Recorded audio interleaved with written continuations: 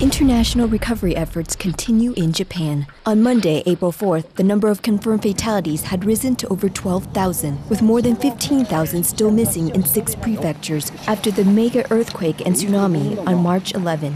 In a 3-day joint recovery mission, the Japanese Self-Defense Forces, or SDF, U.S. military, and other rescue personnel had recovered 78 bodies by the end of the intensive searching along the tsunami-ravaged coastal areas in the northeast.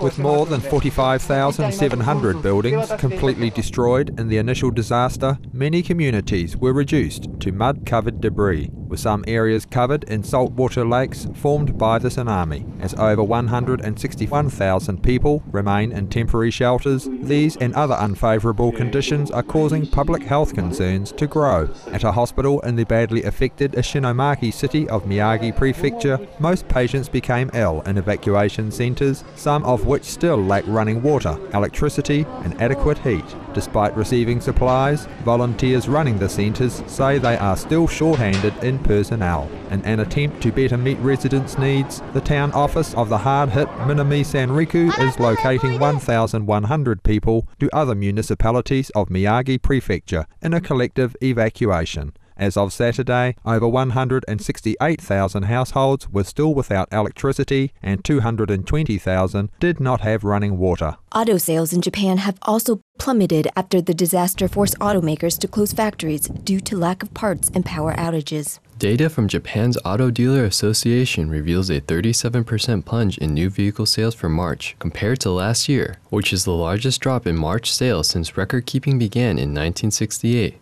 The international community has continued extending a helping hand, with Japan's foreign ministry stating that 134 countries and 39 organizations had offered aid. On Saturday, a tanker arrived carrying 20,000 tons of much-needed fuel donated by the Chinese government to assist in disaster relief. The United States, France, and Germany have also offered to send remote-controlled robots to help regain control at the damaged nuclear plant, entering its 4th week of attempting to contain radiation contamination. On Saturday, workers continued scrambling to plug a leak discovered in a maintenance pit near reactor number 2, from which highly irradiated water was flowing into the ocean. Iodine-131 at levels 4,385 times higher than normal and cesium-137 at levels 527 times the standard have been found in seawater earlier in the week. On Sunday, Tokyo Electric Power Company, or TEPCO, announced that the bodies of 2 workers, ages 21 and 24, who had been missing since the twin disasters, were found in the turbine building of reactor number 4 at the Fukushima Daiichi nuclear plant.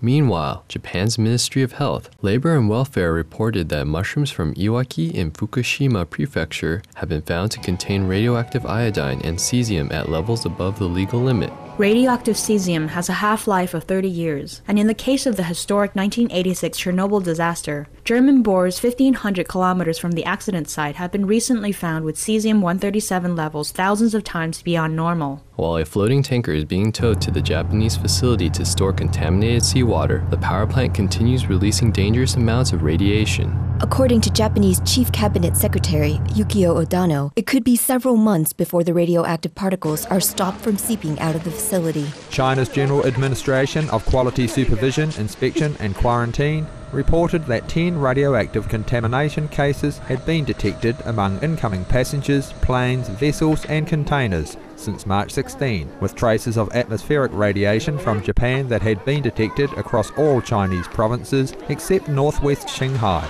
Meanwhile, in Germany, over 10,000 participated in anti-nuclear energy demonstrations in the cities of Bremen, Essen and Regensburg, demanding that officials shut down all of the nation's 17 nuclear power plants.